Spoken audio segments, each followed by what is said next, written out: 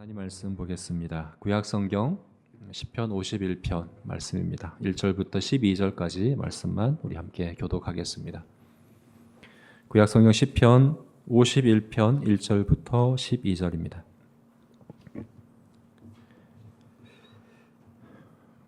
하나님이여, 주의 인자를 따라 내게 은혜를 베푸시며 주의 많은 긍휼을 따라 내 죄악을 지워 주소서. 나의 죄악을 맑게 씻으시며 나의 죄를 깨끗이 제하소서.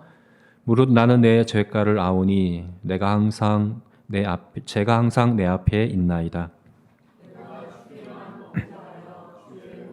악을 행하여 싸우니 주께서 말씀하실 때에 의로우시다 하고 주께서 심판하실 때에 순진하시다 하리이다. 내가 죄악 중에서 출생하였으며 어머니가 제 중에서 나를 잉태하였나이다. 보소서, 주께서는 중심이 진실함을 원하시오니 내게 은혜를 우슬초로 나를 정결하게 하소서. 내가 정하리이다. 나의 죄를 씻어주소서. 내가 눈보다 희리이다. 내게 즐겁고 기쁜 소리를 들려주소서. 주께서 꺾으신 뼈들도 즐거워하게 하소서. 주의 얼굴을 내 죄에서 돌이키시고 내 모든 죄악을 지워주소서. 하나님이여, 내 속에 정한 마음을 창조하시고 내 안에 정직한 영을 새롭게 하소서. 나를 주 앞에서 쫓아내지 마시고 주의 성령을 내게서 거두지 마소서. 즐거움을 내게 회복시켜 주시고 자원하는 심령을 주사 나를 붙드소서. 아멘. 네, 우리 지난주에는 믿음에 대해서 함께 나누었습니다. 우리가 은혜의 수단 중에서 가장 중요하고 근본적인 은혜의 수단, 은혜의 내적 수단 중에서 믿음이 가장 근본적이고 중요한 수단이다 하는 것을 나누었죠. 비유를 들자면 제가 이걸 좀 갖고 와봤어요. 음료가 있고 빨대가 있으면 믿음은 그렇게 비유할 수 있습니다. 음료는 은혜라면 이 빨대가 믿음인 거죠. 이 음료를 마시기 위해서 제가 이 빨대를 사용합니다. 음료를 마시고 너무 맛있어요. 그러면 빨대를 칭찬하면 될까요? 빨대가 너무 좋아서 정말 맛있는 거야 라고 이야기한다면 그건 잘못된 거죠. 그죠? 음료가 맛있는 거죠. 그죠? 그런 겁니다. 우리가 어느 유명한 맛집에 아주 음료를 파는 카페에 가서 오랜 시간 줄을 서서 기다려서 음료를 딱 받았어요. 이것을 맛보는 거예요. 빨도로 맛보는데 너무 맛있어서 정말 오랫동안 기다리고 수고해서 이 음료를 샀지만 그게 하나도 아깝지 않을 만큼 너무 맛있다라고 하는데 빨대를 얘기하는 거예요. 빨대가 너무 좋아서 너무 맛있어. 이렇게 얘기하면 잘못된 거죠. 그죠? 음료가 맛있는 거죠. 물론 빨대가 없으면 마실 수 없지만 빨대를 통해서 마시는 것이지만 음료가 맛있는 겁니다. 그런 것입니다. 우리 믿음을 자랑하는 것은 내가 믿음이 좋아, 내 믿음이 큰 거야, 내 믿음이 좋은 거야, 이렇게 우리가 우리 믿음을 자랑할 수 있는데 사실은 정말 좋은 믿음, 큰 믿음, 건강한 믿음, 바른 믿음은 은혜가 드러납니다. 하나님의 은혜가 더 드러나고 하나님의 은혜가 더 분명하게 고백되고 높이고 하나님의 은혜를 더 찬양하고 하나님의 은혜가 더 풍성하게 나타나게 되는 것이죠.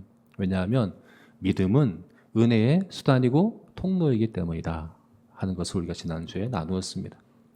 그래서 우리가 믿음을 구하고 믿음으로 자라고 믿음으로 바라보자 이렇게 나눴는데 기억하시죠? 자, 오늘은 은혜의 수단 가운데 두 번째로 이제 회개에 대해서 함께 나누려고 합니다. 은혜의 내적 수단은 믿음과 회개 이 두 가지입니다. 믿음과 회개 이것이 은혜의 내적 수단인데, 근데 이 믿음과 회개는 사실 분리되면 안 됩니다. 늘 함께 합니다. 구분은 가능한데 분리될 수 없는 것입니다. 믿음 없는 회개는 가짜 믿음입니다. 믿음 없는 회개는 가짜 회개입니다. 회개 없는 믿음도 가짜 믿음입니다. 그럴 수가 없는 거예요. 그래서 스펄전 목사님은 그렇게 비유를 했어요. 믿음과 회개는 마치 샴 쌍둥이와 같다. 샴 쌍둥이 아시죠, 그죠? 몸을 공유하는 거죠. 두 사람인데 그 신체 장기를 함께 공유하는 쌍둥이에요. 그래서 한쪽이 아프면 다른 쪽도 아파요. 한쪽이 병들면 다른 쪽도 병들어요. 한쪽이 약하면 다른 쪽도 약해요. 여러분, 회개가 바르지 않으면 믿음이 좋을 수가 없습니다. 바른 회개를 할 수 없는데 바른 믿음을 갖는다? 그건 불가능한 일입니다. 오늘날 우리가 믿음에 대해서는 그래도 많이 이야기합니다. 믿음에 대해서는 많이 관심도 갖고 많이 이야기하고 또 중요하다고 이야기를 하는데 회개에 대해서는 잘 얘기하지 않죠. 회개에 대해서는 관심이 부족하죠. 우리가 오늘날 우리의 믿음이 연약하다면, 우리의 믿음이 작다면, 우리의 믿음이 자라지 못한다면, 우리의 믿음이 혹시 병들었다면 그 원인을 여기에서 찾아야 되지 않을까, 저는 그렇게 생각을 합니다. 우리가 회개에 대해서 너무 모릅니다. 회개에 대해서 성경이 말씀하고 있는 참된 회개에 대해서 우리가 잘 배우지 못합니다. 왜 배우지 못하느냐? 안다고 생각을 하는 거예요. 회개에 대해서는 다 안다고 생각을 하고 배워야 된다는 생각도 갖지 못하는, 그래서 정말 성경이 말씀하고 있는 회개, 이 회개에 대해서 우리가 잘 모르는 것이 결국은 믿음에 있어서의 문제로 드러나고 결국은 은혜에 있어서까지 우리가 너무 약하고 부족한 그런 우리의 모습이 아닐까, 이렇게 생각해 볼 수 있는 거죠. 우리가 회개에 대해서 바르게 알아야 됩니다. 성경이 말씀하고 있는 회개를 정확히 알아야 됩니다. 정확히 알 뿐만 아니라 우리가 그렇게 회개할 수 있도록 우리가 훈련해야 합니다. 우리 스스로 훈련해야 합니다. 이게 결국 믿음과 그리고 은혜와 관련된 것이기 때문에 그런 거죠. 자, 그래서 오늘 우리가 읽은 시편 51편 말씀은 성경의 대표적인 회개에 관한 말씀이죠. 가장 중요한 회개에 대한 말씀, 기도인데요. 이 말씀을 통해서 참된 회개가 어떤 것인지에 대해서 우리가 함께 보고자 합니다. 그런데 그 전에 우리가 가진, 우리뿐만 아니라 사실은 기독교에 대한 오해 가운데 이제 믿지 않은 분들이 기독교에 대한 오해와 기독교에 대한 거부감과 이런 것 가운데 한 가지 중요한 게 바로 회개에 대한 것이거든요. 회개에 대한 그들의 이제 잘못된 생각이 분명히 있어요. 그것에 대해서 먼저 우리가 좀 생각해 봤으면 좋겠습니다. 요즘 제 영화관에 베테랑이라는 영화, 그죠? 베테랑 2편 영화가 나와서 이제 상영되고 있다고 하는데 저는 못 봤습니다. 못 봤는데 본 분의 얘기를 들었어요. 한 장면을 얘기를 들었는데, 베테랑이라는 영화가 형사와 범죄자가 주인공인 영화잖아요. 근데 그 범죄자가 아주 흉악범인 거예요. 연쇄 살인범? 살인범 아니랍니다. 아주 나쁜 놈입니다. 제가 이 영화 줄거리 얘기하는 게 좀 약합니다. 네. 극장에서 보시고, 결국 뭐냐 하면 아주 전 국민이 아주 분노하는 그런 범죄자예요. 그가 이제 출소할 때가 되었어요. 출소할 때가 되었는데 마치 우리나라의 조두순 씨가 출소할 때처럼 전 국민이 다 거기에 관심을 갖는 거예요. 그리고 그 사람이 살 지역의 주민들이 나서 다 데모를 하는 거예요.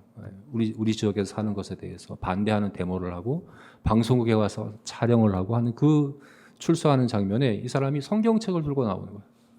성경책을 들고 나오면서 성경책을 이렇게 탁탁 가리키는, 사람들이 비난할 때마다 성경책을 가리키는 거예요. 뭡니까? 떳떳하다는 거예요. 나는 회개했다는 거예요. 난 하나님 앞에서 회개했기 때문에 하나님이 내 죄를 용서해 주셨기 때문에 나는 떳떳하다. 나는 평안하다. 나는 천국 간다. 나는 이제 더 이상 죄에 대한 책임도 없다. 죄의 문제는 난 더 이상 없다. 자유하다. 이렇게 성경을 이렇게 두드리면서 나오는 장면이 그 영화에 나온답니다. 자, 그 장면을 좀 틀어보려고 찾아봤는데 안 나오더라고요. 없더라고요.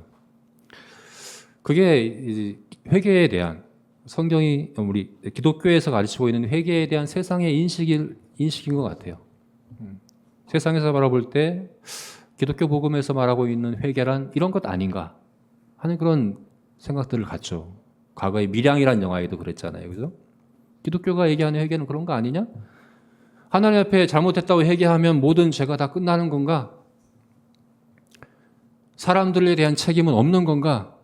내가 피해를 끼친 사람들에 대한 미안한 마음, 그들에 대해 피해와 그들이 피해 본 것에 대해서 내가 보상하고 배상하고자 하는 최소한의 노력, 그들에 대한 배려, 이런 것들은 필요 없는 건가?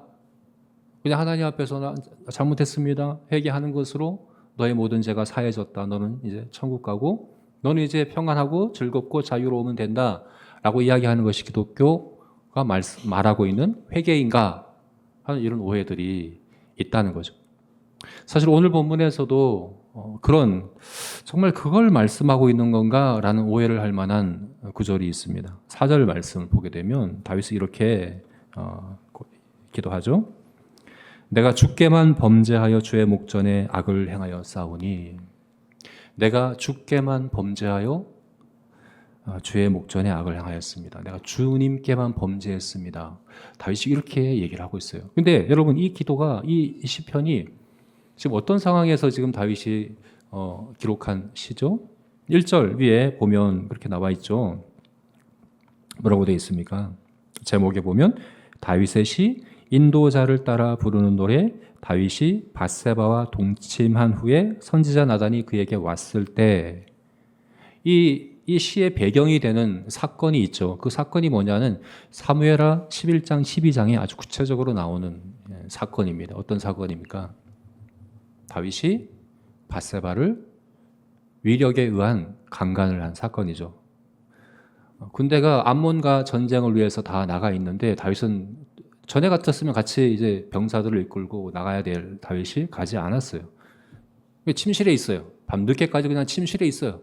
그러다가 저녁이 되어서 산책을 하러 지붕을 이렇게 거닐다가 밧세바가 목욕하는 것을 봤죠. 그래서 밧세바를 불러서 동침을 하죠. 그런데 밧세바가 임신을 한 겁니다. 그래서 임신했다는 사실을 알리자 다윗이 어떻게 했습니까? 숨기려고 했어요. 그냥 조용히 넘어가고자 우리야를 전쟁터에서 불러들입니다. 밧세바의 남편인 우리야. 우리야는 아주 충성스러운 신하입니다. 그리고 아주 용맹한 다윗의 핵심 그런 이제 용사 가운데 한 명이에요. 우리야를 불러들여서 우리야에게 전쟁의 상황이 어떤지, 요압은 잘 있는지, 그런 얘기들을 그냥 묻는 거예요. 길게 묻는 거예요. 저녁 때까지 못 돌아가도록. 저녁 때까지 길게 묻고 이제 저녁이 되었으니 집에 가서 자라. 집에 가서 편히 쉬어라. 라고 이야기를 하는 거예요. 그래서 그 아이가 마치 우리아의 아이인 것처럼 하기 위해서 그렇게 한 거예요. 그러나 우리아는 충성스러운 사람이었죠.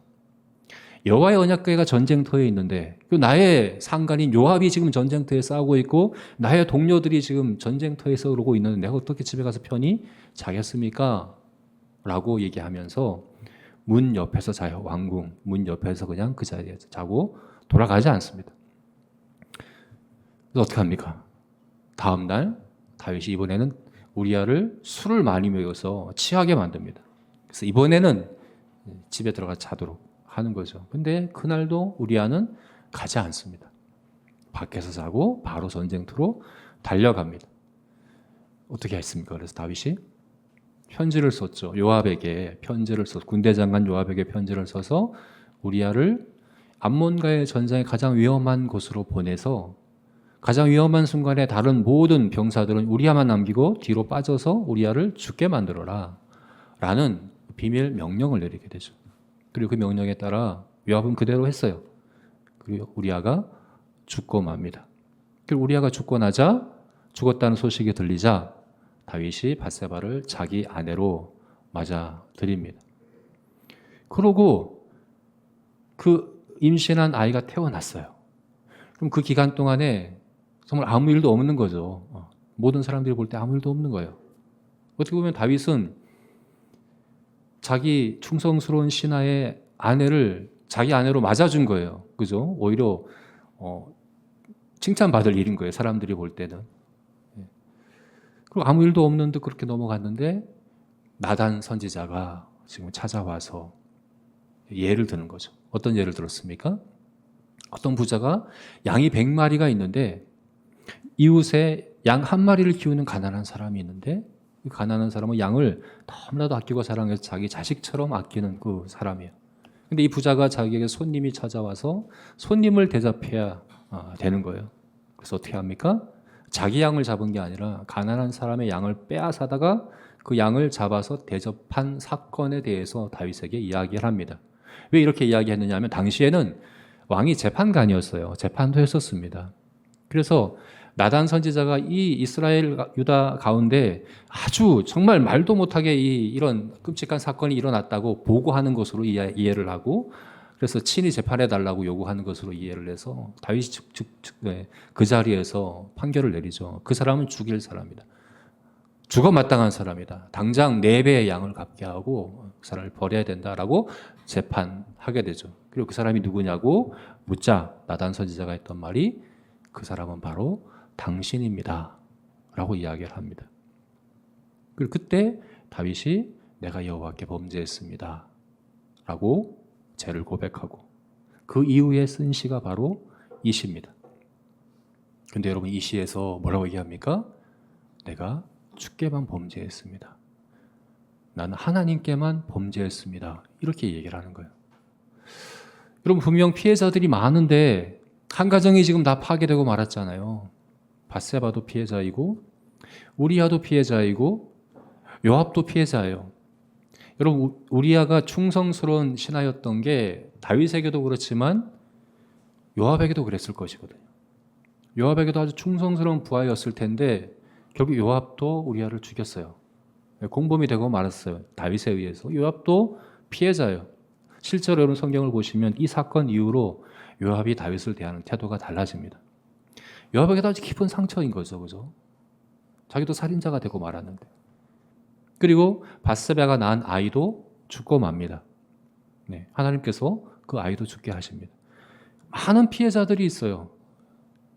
그리고 이 사건이 다윗이 이스라엘의 왕이기 때문에 이스라엘 전체에 그 영향이 끼쳐지는 그런 죄이거든요. 많은 사람들이 이렇게 피해를 입었는데 자기 죄로 인해서 많은 사람들이 피해를 입었는데 어떻게 내가 주님께만 죄를 지었습니다. 이렇게 이야기할 수 있는 거예요. 사람들에 대해서 자기 죄로 인해서 피해 입은 사람들에 대해서 이렇게 무책임할 수 있을까? 이렇게 이기적일 수 있을까? 나는 하나님 앞에 회개하고 하나님 앞에 제사함 받으면 끝이야 라는 이런 태도일 수 있을까? 이렇게 우리가 생각할 수 있다는 거죠. 그런데 여러분 그렇지가 않습니다. 다윗은 그런 마음이 아니에요. 한번 생각해 보세요. 이 시를 왜 썼습니까? 다윗이 이 시를 왜 기록해서 인도자에 따라 부르는 노래, 지휘자에 따라 부르는 노래로 이 시를 만든 거예요. 그리고 모든 사람이 이 노래를 같이 부르자고 가르치는 거예요. 백성들에게 가르치는 거예요. 왜 그렇게 하겠습니까? 그 전에 그렇게 숨기고 싶었던 죄를 노래까지 만들어서 왜 사람들에게 가르치기까지 하겠습니까? 13절을 보게 되면 그렇게 나오죠. 오늘 읽지는 않았지만 잘 읽어드릴게요. 주보에 보면 제가 19절까지 다 제가 기록했는데요. 13절을 보게 되면 이렇게 되어 있죠. 그리하면 내가 범죄자에게 주의 도를 가르치리니 죄인들이 주께 돌아오리다. 가르치겠다는 거예요. 사람들에게 회개에 대해서 가르치고 싶다는 거예요. 자기가 죄를 짓고 회개한 이 경험을 사람들에게 다 알려서 사람들에게 어떻게 회개하면 된다는 것을 가르치고자 이것을 이 노래로 만들어서 백성들을 가르치도록 한다는 거예요. 14절에는 또 어떻게 뭐라고 얘기합니까? 하나님이여 나의 구원의 하나님이여 피 흘린 죄에서 나를 건지소서. 이 피를 흘린 게 하나님이 피 흘리신 게 아니잖아요. 누가 피를 흘린 겁니까? 피해자들을 얘기하는 거예요. 주변에 피해자들을 지금 분명히 생각하고 있습니다. 나로 인해서 피 흘린 사람들, 나로 인해서 피해를 입은 사람들, 상처받은 사람들, 고통당한 사람들, 그 사람들을 외면하는 태도가 절대 아니라는 거예요. 여러분 다윗이 내가 주께만 범죄했습니다. 이 기도 자세히 가만히 생각해 보세요. 여러분 이것이 정말 사람들을 외면하는 겁니까? 여러분 하나님이 살인을 왜 죄라고 말씀하십니까? 창세기 9장에 살인을 아주 심각한 죄로 말씀하시는 이유가 뭡니까? 그들은 내 형상으로 창조되었기 때문이다.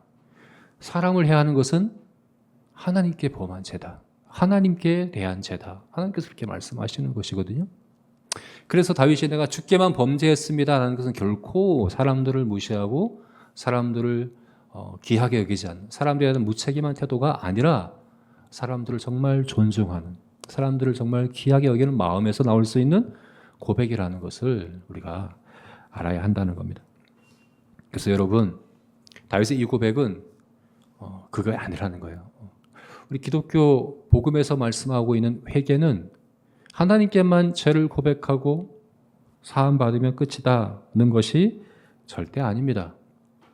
사람들에 대한 책임, 나의 죄로 인해서 피해를 입었거든요.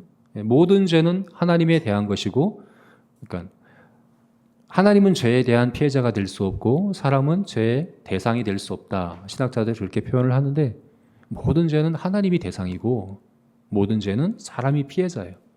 피해자에 대한 그런 이 책임을 결코 외면하고 무시하는 그런 태도가 성경이 가르치고 있는 회개가 아니라는 사실을 우리가 알아야 되겠습니다. 두 번째로 또 우리가 회개에 대해서 갖는 오해가 뭐냐면 죄사함이 목적이라고 생각하는 거예요. 회개의 목적은 죄사함이다. 내가 죄사함 받기 위해서 회개한다. 여러분, 오늘 본문이 성경의 가장 대표적인 회개 기도인데 다윗이 이 기도를 죄사함 받기 위해서 하고 있을까요? 잘 생각해 보세요. 다윗이 이 기도를 왜 하고 있을까? 하나님 앞에 죄사함 받기 원해서 하는 걸까? 그게 아닙니다. 왜 그러냐 하면 이제 아까 이 사건의 배경이 된 사무엘하 12장 말씀, 12장 13절 말씀 제가 읽어 드릴게요. 12장 13절 말씀에 다윗이 나단에게 이르되 내가 여호와께 죄를 범하였노라. 이 나단이 당신이 그 사람입니다 라고 지적하자 다윗이 그 자리에서 바로 하나님 앞에 고백을 해요. 내가 여호와 앞에 죄를 범했습니다. 그러자 그 자리에서 또 나단이 이렇게 대답을 합니다. 여호와께서도 당신의 죄를 사하였습니다. 사함 받았어요. 나단을 통해서 하나님께서 정확하게 다윗에게 말씀하죠. 네 죄가 사해졌다. 그리고 그 이후에 쓴 시가 이 시입니다. 그 이후에 다윗은 7일간 금식에 들어갑니다. 금식하며 하나님 앞에 엎드려서 그 자리에서 하나님 앞에 간절히 기도합니다. 그리고 아마 그 가운데 그 기간에 이 쓴 시가 바로 이 시일 거예요. 제사함 받기 위해서 쓴 시가 아니에요. 하나님이 이미 제사함을 선언하셨어요. 그래서 오늘 시를 자세히 보시면요, 죄를 사해달라는 표현이 아니에요. 어떻게 표현을 합니까? 내 죄악을 지워주소서, 맑게 씻어주소서, 깨끗하게 하여 주소서, 중심을 진실함을 원하오니 내 안에 정직한 영을 새롭게 하소서, 우슬초로 나를 씻어주소서, 나에게 구원의 기쁨과 즐거움을 회복시켜 주소서. 여러분, 죄에 대한 책임을, 제 책에 대해서 지금 구하고 있는 게 아니에요. 내 죄를 사해 주십시오. 내가 받을 하나님, 죄에 대한 그 하나님의 형벌과 진노를 사해 주십시오라고 기도하는 게 아니에요. 다윗 안에 있는 죄성에 대해서 이야기하는 거예요. 내 안에 있는 이 죄성을 깨끗하게 해 주십시오. 제하여 주십시오.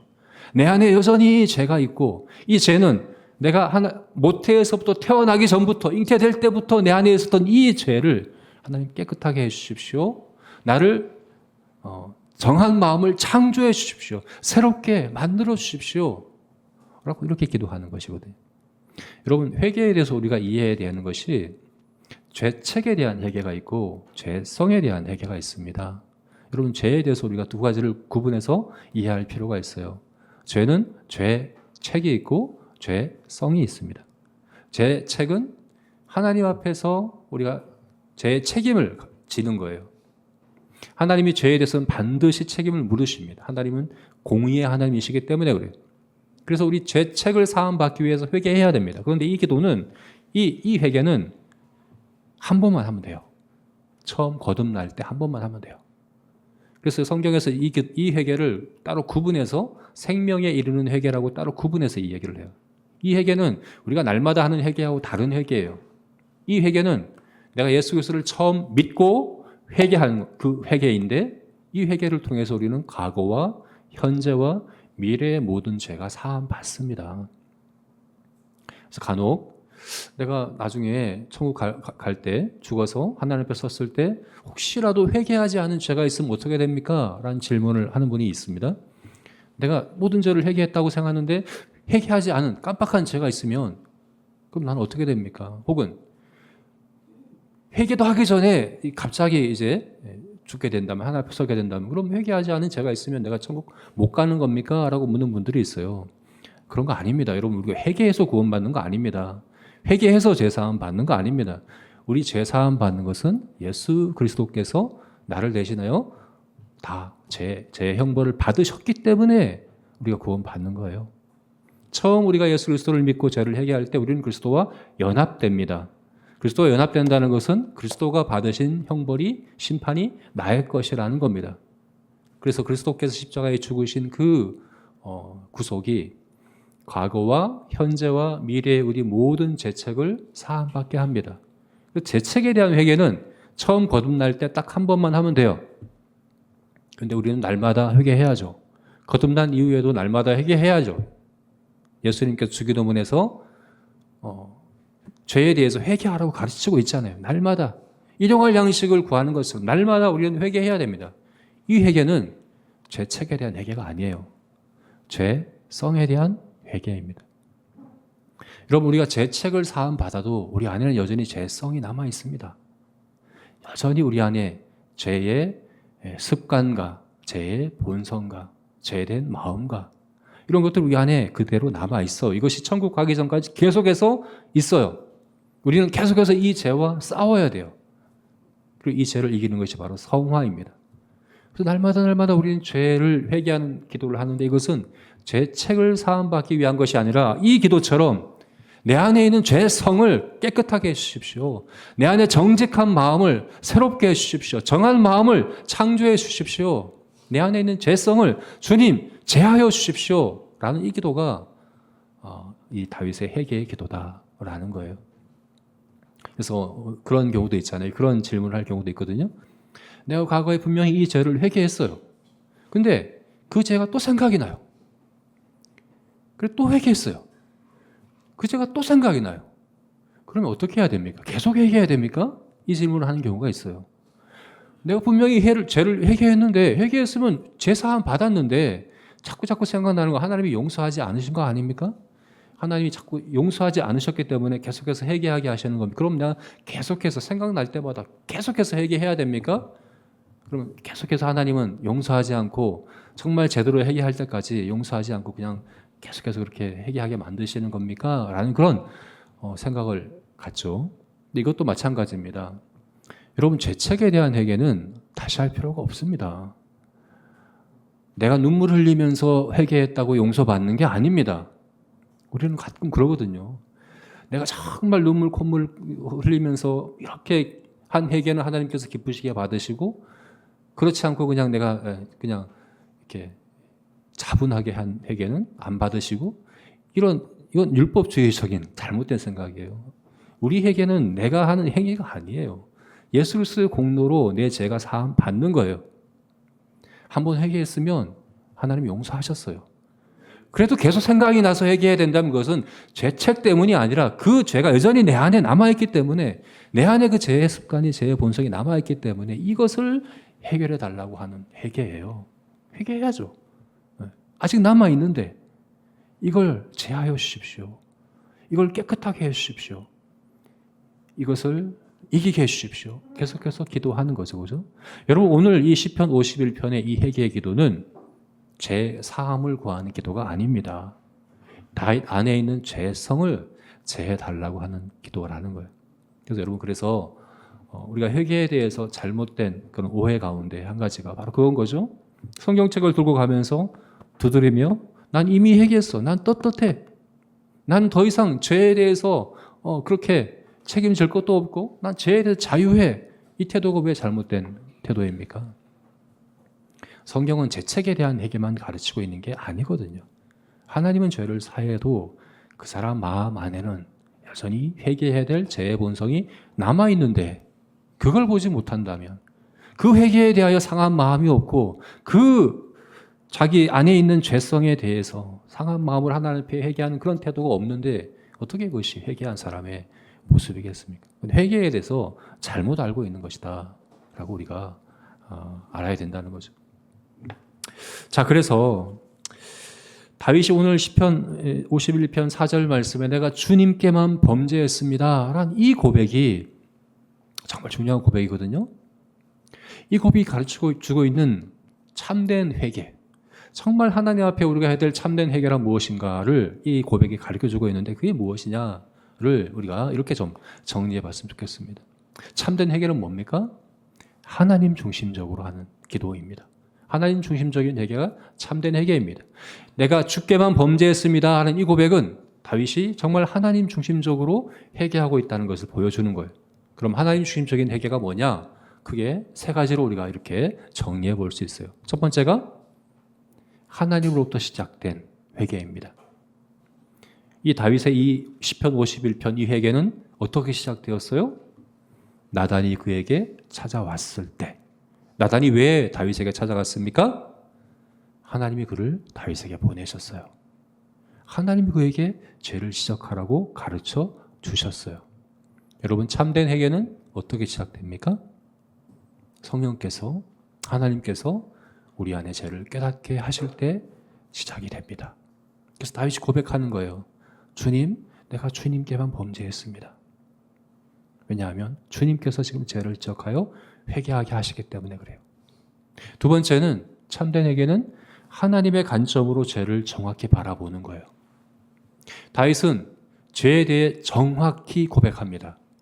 오늘 1절, 2절 말씀에 죄에 대한 세 개의 용어가 나와요.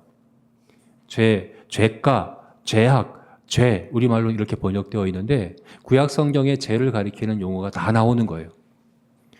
하나님께서 죄를 가리키는 표현으로 사용하는 그 용어가 여기 다 나와요. 죄가는 하나님께 대한 반역을 가리키는 죄예요. 죄악은 내 안에 있는 죄성이에요. 그리고 죄는 표적을 빗나가는 화살처럼 하나님의 뜻에 순종하지 못하는 그것을 가리키는 표현이에요. 다윗이 이것을 지금 다 이야기를 하고 있어요. 나의 죄가를, 나의 죄악을, 나의 죄를 뿐만 아니라 나의 죄라고 고백을 합니다. 하나님의 관점으로 정확히 자기 안에 있는 죄를 보고 있고 고백하고 있어요. 여러분, 참된 회개는 죄를 하나님의 관점으로 정확히 보는 것입니다. 그 세 번째는 하나님을 향한 회개이기도 합니다. 다윗의 이 시편 51편에 다윗의 정말 간절한 소망이 뭡니까? 구원의 즐거움을 회복시켜 주시고 주의 앞에서 나를 쫓아내지 마시고 성령을 거두지 마시고 주의 인자하심을 따라 주의 풍성한 은혜를 따라 내가 하나님 앞에 기쁨을 그 즐거움을 회복시켜 주십시오 하는 하나님을 향한 그런 회개였다는 것을 볼 수 있어요. 참된 회개는 하나님으로부터 시작이 되고 하나님의 관점으로 죄를 바라보고 하나님을 향해 나아가는 기도가 참된 회개다라는 겁니다. 이것을 우리가 구체적으로 우리 자신에게 이렇게 적용해 봤으면 좋겠습니다. 첫 번째는 겸손히 말씀 앞에 나아가는 것입니다. 참된 회개는 어떻게 합니까? 겸손히 말씀 앞에 나아가는 겁니다. 여러분, 나단이 다윗을 찾아갔을 때, 그 나단을 통해서 다윗에게 죄를 지적하셨을 때 다윗이 참된 회개를 할 수 있었던 그 시작이 그때 시작이 되었죠. 여러분, 우리는 어떻게 회개할 수 있습니까? 나단이 우리를 찾아와야 돼요. 나단이 우리에게 죄를 지적해야 돼요. 근데 오늘날 우리 시대의 나단은 1차적으로는 성경입니다. 신구약 성경 말씀이 나단입니다. 선지자와 사도의 터 위에 우리가 세움을 받았다고 했는데 선지자와 사도가 누굽니까? 바로 성경의 저자들입니다. 나단 선지자, 오늘날 선지자는 없습니다. 나단 선지자와 같이 선지자 직분을 가진 사람은 오늘날 없습니다. 왜 없습니까? 성경이 있기 때문입니다. 성경이 그 역할을 하기 때문에 그렇습니다. 여러분, 다윗의 위대함이 뭡니까? 다윗도 아주 끔찍한 죄를 지었습니다. 그래서 말도 못할 파렴치한 그런 범죄를 지었어요. 그런데 다윗이 하나님 마음에 합한 사람으로, 그리고 신구약 성경을 통틀어서 모든 성도의 표본으로 하나님께서 계속해서 말씀하신 그 위대함이 뭡니까? 나단을 물리치지 않았어요. 나단을 거부하지 않았어요. 나단을 외면하지 않았어요. 여러분, 성도는 성경을 통해서 나단의 음성을 듣는 사람입니다. 성경을 통해서 나단의 지적을 우리에게 말씀하실 때 거부하지 않는 사람입니다. 그 앞에 즉각적으로 바르게 반응하는 그 사람이 성도입니다. 성도는 죄를 안 짓는 사람이 아니에요. 하나님께는 두 종류의 죄인밖에 없어요. 회개한 죄인과 회개하지 않는 죄인. 성도는 회개하는 죄인입니다. 그런데 그것은 나단으로부터 시작이 됩니다. 여러분, 우리가 성경을 이와 같이 대할 수 있어야 됩니다. 성경은 어두움에 비추는 빛이라고 말씀합니다. 그 어두움은 바로 우리의 마음이거든요. 내 마음은 어두움이고 성경은 빛입니다. 성경이 내 마음을, 어두움을 비춰주셔서 내 안에 죄를 깨닫게 해주시는 것이 은혜입니다. 우리가 이런 기대함을 가지고, 이런 마음을 가지고 날마다 성경을 펴시는, 그 성경을 읽고 묵상하는 그 성경 가운데 하나님께서 내 안에 있는 죄를 가르쳐 주시고 지적한 것을 기쁘게 달갑게 받고 하나님 앞에 나아가는 그런 저와 여러분이 되었으면 좋겠습니다. 뿐만 아니라 1차적인 나단이 성경이라면 하나님은 또한 우리 사람들을 여전히 사용하시기도 하십니다. 우리가 서로에게 나단이 되어야 하고 또 될 수도 있습니다. 나를 통해서 죄를 깨닫게 하시고 또 다른 일을 통해서 죄를 깨닫게 하시기도 합니다. 물론 정죄하고자 함이 아니라 사랑하는 마음으로 해야 되겠죠. 그죠? 그 사랑뿐만 아닙니다. 여러 가지 환경과 여건들을 통해서 우리를 죄를 깨닫게 하실 때도 있습니다. 근데 중요한 것은 그때 나단을 물리치면 안 돼요. 다윗이 충분히 그럴 수 있었거든요. 나단이 바로 당신입니다 라고 할 때 얼마든지 다윗이 이제 나단을 물리칠 수 있었어요. 조용하라고. 그 입을 막을 수 있었어요. 그러나 다윗은 그렇게 하지 않았습니다. 하나님이 그렇게 우리의 죄를 지적하시고 깨닫게 하실 때 참된 회개를 시작하게 하시는 것이라는 것을 알고 그렇게 회개의 자리로 나아가는 그런 저와 여러분이 되었으면 좋겠습니다. 두 번째는 나의 죄를 인정하고 고백하자. 여러분, 다윗은 앞에서 말씀드린 것처럼 하나님의 관점으로 죄를 바라봅니다. 그래서 정말 놀라워요. 구약 성경에 죄를 가리키는 용어 3개가 다 나와요. 그리고 7절까지 말씀에서 나를 9번이나 말해요. 내 죄라는 거예요. 내 안에 그 죄가 있다는 거예요. 근데 여러분, 우리가 이렇게 하지 않을 때가 많잖아요. 죄가 아니라 내 성격이야. 죄가 아니라 내 상처야. 죄가 아니라 이 내 환경의 문제야. 이 문화의 문제야. 이렇게 우리가 하기도 하지 않습니까? 우리 이번 수련회에 강사 교수님이 치유 상담 전문가세요.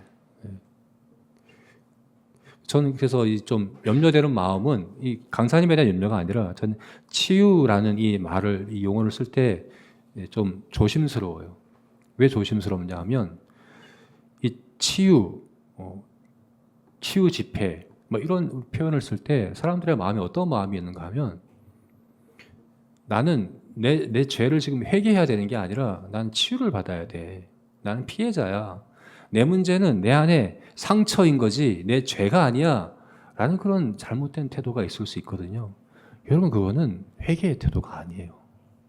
다윗도 그렇게 할 수 있었어요. 여러분, 다윗은 당시 그 간습이 왕은 유부녀라도 충분히 아내로 취하는 게 합법이었어요. 그렇게 할 수 있었어요. 내가 뭐 잘못했어? 문화가 이런데, 간습 이런데 내가 충분히 할 수 있지. 이렇게 할 수도 있는 문제거든요. 왜 그 자리에서 목욕을 하고 있어요? 그래서 어떤 사람들은 밧세바가 유혹한 거라고 해석하기도 하거든요. 충분히 그렇게 할 수도 있어요, 다윗도. 그죠? 암몬이 문제인 거죠. 암몬이 전쟁을 일으켜서 암몬 때문에 우리아가 죽은 거지 왜 다윗이 죽인 거야? 이렇게 충분히 할 수 있는 거거든요. 근데 다윗은 그렇게 하지 않아요. 정확히 죄라고 고백합니다. 그리고 내 안에 있는 죄라고 고백합니다. 그래서 내가 모태에 잉태될 때부터 있던 죄라고 얘기를 해요. 누군가로부터 온 게 아니에요. 내 안에 원래 있던 죄라는 거예요. 내 안에 있는 죄라는 거예요. 나는 죄 지을 마음도 없었는데 사탄이 내 안에 죄를 집어넣어서 죄를 짓게 만들었다는 게 아니에요. 내 안에 있는 죄예요. 여러분, 사탄은 우리에게 없는 죄를 만들어내지 않아요. 우리 안에 있는 죄를 유혹해서 끄집어내는 그 사탄의 역할이지 내 안에 있는 죄인 거예요. 다윗은 정확히 그렇게 고백을 합니다. 내 안에 있는 죄, 하나님께 반역하는, 하나님의 율법에 순종하지 않는, 하나님을 거부하는, 하나님을 싫어하는 내 안에 있는 그 죄, 다윗은 정확히 고백하고 인정하고 있는 그런 다윗의 모습을 볼 수가 있습니다. 여러분, 참된 회개는 바로 이겁니다. 아담이 그랬잖아요. 아담이 하나님 앞에 네가 왜 이 선악과를 먹었느냐라고 말씀하실 때 하나님께서 주신 여자 그가 줌으로 내가 먹었습니다. 하나님도 탓하고 하와도 탓하는 거예요. 내가 먹긴 먹었는데 하나님이 그 여자를 나에게 주셨지 않습니까? 이 여자가 나에게 이 선악과를 먹으라고 했지 않습니까? 라고 핑계하고 자꾸 다른 데로 이제 화살을 돌리는, 책임을 돌리는 거죠. 내 문제가 아니고 내 죄가 아니라 저 사람이 문제입니다. 이 환경이 문제입니다. 자꾸만 그렇게 하려는 마음이 있는 거죠. 근데 여러분, 참된 회개는 내 안에 있는 문제를 하나님 앞에 정직하게 바르게 고백하고 인정하는 겁니다. 거기서부터 회복이 시작이 되는 겁니다. 병원에 같이 입원했는데 나도 암 환자고 옆에 있는 사람도 암 환자예요. 근데 계속해서 의사가 오면 저 사람은 암만 계속해서 지적하고 저 사람이 문제라고, 저 사람이 병이 심각하다고만 이야기한다면 어리석은 거 아니에요? 그죠? 내 안에 있는 문제를 봐야죠. 하나님은 내 안에 있는 문제를 하나님의 관점으로 정확히 보며 그것을 죄로 인정하고 고백하게 하십니다. 그것이 바로 참된 회개입니다. 저와 여러분이 이와 같기를 주님의 이름으로 축원합니다. 세 번째는 구원의 즐거움을 회복하기를 구하자는 겁니다. 구원의 즐거움이 회복되기를 구하자. 여러분, 참된 회개는 구원의 즐거움이 회복되는 것이 참된 회개입니다. 여러분, 오늘 이 시편 51편의 다윗의 초점은 죄에 있지 않아요. 죄사함은 이미 받았거든요. 죄사함 받는 데 있지 않아요. 그 내 안에 있는 죄성을 깨끗하게 하는 그것도 사실 최종적인 목적이 아니에요. 다윗의 그 최종적인, 다윗이 정말 갈망하고 소원하고 바라보는 건 뭡니까? 하나님과의 관계 회복이에요. 적어도 10개월 동안은 다윗이 지금 하나님과 관계가 끊어졌거든요. 사람들은 아무 문제 없는 듯 여기지만 사실은 다윗은 오늘 본문에서 어떻게 고백하냐 하면 내 뼈가 꺾였습니다. 내 뼈가 꺾인 이 고통에서 나를 건져주십시오. 이렇게 기도를 하고 있거든요. 하나님과의 관계가 단절된, 주의 성령을 내게 거두지 말아 주십시오. 주의 앞에서 나를 쫓아내지 말아 주십시오. 사실 그런 10개월의 기간을, 적어도 10개월의 기간을 다윗이 지금 보낸 거예요. 그게 더 고통스러웠던 거예요. 왜 회개합니까? 단순히 죄에 대한 이 하나님의 형벌과 진노를 면하기 위한 게 아닙니다. 단순히 내 안에 있는 죄가 싫어서가 아닙니다. 하나님과의 관계가, 하나님과의 이 구원의 즐거움을 다시 회복하는 그것이 더 중요한 것이죠. 여러분, 참된 회개는 죄에만 집중하는 거 아닙니다. 하나님께 가까이 나아가는 것이 참된 회개입니다. 이것이 여러분 가인과 가룟 유다와 차별성이에요. 여러분, 가룟 유다는 예수님을 팔고 뉘우쳤어요. 뉘우쳤다고 성경이 표현해요. 그래서 스스로 목매달아 죽었어요. 자살했어요. 자기 잘못을 정말 깊이 뉘우친 거잖아요. 근데 그걸 회개라고 부르지 않아요. 왜 그렇습니까? 믿음이 없었어요. 하나님의 인자하심에 대한, 하나님의 긍휼에 대한 믿음이 없어요. 근데 다윗은 오늘 1절부터 하나님의 인자를 따라 내게 은혜를 베푸시고 하나님의 많은 긍휼을 따라 나의 죄를 지웠소서. 참된 회개는 하나님을 향한 거예요. 하나님에 대한 믿음으로 하는 거예요. 가인과 가룟 유다는 믿음이 없었습니다.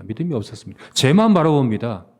죄를 바라보고 죄에 대해서 깊이 생각하고 자기 연민에 깊이 빠져들고 피해자라고 여기고 죄에 대해서 뉘우치는 것 같아요. 근데 그건 회개라고 부르지 않아요. 참된 회개는 하나님을 향해 나아가는 겁니다. 하나님과의 관계 회복을 향해 나아가는 것입니다.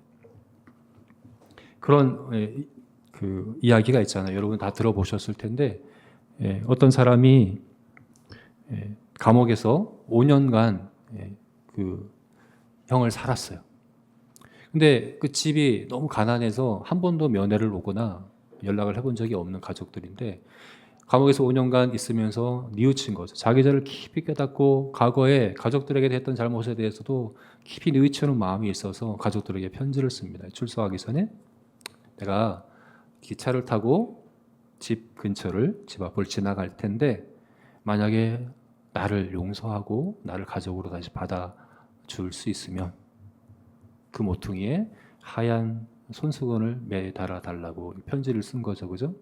그리고 집이 가까우기까지 계속해서 이렇게 불안한 마음으로 염려하면서 이렇게 가고 있는데 옆 사람이 물어보는 거죠, 그 사람의 사정에 대해서.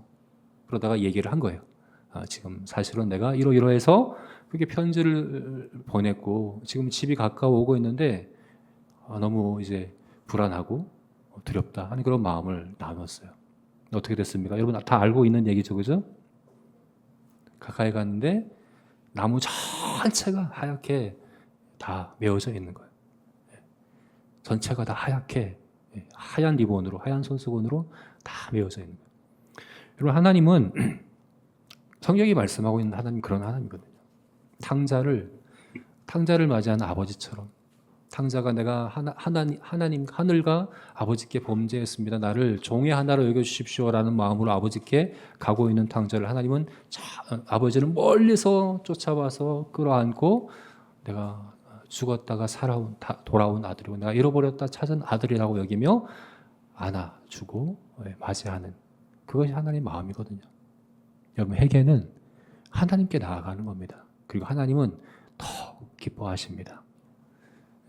하나님이 나를 받아주실까 기뻐하실까 염려할 필요가 없는 겁니다. 그래서 저와 여러분이 참된 회개, 하나님께 나아가는 하나님께 달려가는 그런 참된 회개를 하는 저와 여러분이 되었으면 좋겠습니다. 이제 말씀을 맺겠습니다. 여러분 회개는 우리가 배워야 하는 것이고 알아야 하는 겁니다. 내가 다 회개를 알고 있어 라고 생각하지만 사실은 회개에 대해서 우리가 잘못된 생각을 가진 것이 굉장히 많아요. 근데 오늘 시편 51편이 우리에게 참된 회개에 대하여 아주 중요한 것을 세 가지로 가르쳐주고 있습니다. 참된 회개는 하나님으로부터 시작됩니다. 내가 스스로 돌이키고 스스로 깨닫는다고 생각하지 마세요. 성경을 통해서 하나님은 우리를 회개의 자리로 이끄십니다. 그러므로 성경 앞에 겸손히 나아가는 저와 여러분이 되었으면 좋겠습니다. 그리고 참된 회개는 하나님의 관점으로 죄를 바라보는 겁니다. 내 관점이 아니에요. 내 생각이 아니에요. 주변 사람들이 얘기하는 게 아니에요. 하나님이 정확히 말씀하시는 내 안에 있는 문제를 죄로 고백하고 인정하고 그 죄를 직면하고 하나님 앞에 그 죄를 고백하는 그것이 참된 회개입니다. 참된 회개는 또 그 자리에만 머무는 것이 아니라 죄에만 머무는 것이 아니라 하나님을 향해 하나님과의 관계를 향해 구원의 즐거움이 그거잖아요, 여러분. 구원은 내가 장차 천국 가서 누릴 그 복을 즐거워하는 것이 아니죠. 하나님을 즐거워하는 겁니다. 하나님과의 깊고 친밀한 인격적인 관계를 구하고 그 하나님을 향하여 달려나아가는 그것이 바로 참된 회개입니다. 저 여러분이 정말 건강하고 바른 믿음 그리고 참된 회개를 통해서 하나님의 은혜의 수단들을 바르게 사용하고 하나님의 은혜를 풍성하게 누릴 수 있는 저와 여러분이 되었으면 좋겠습니다. 기도하겠습니다.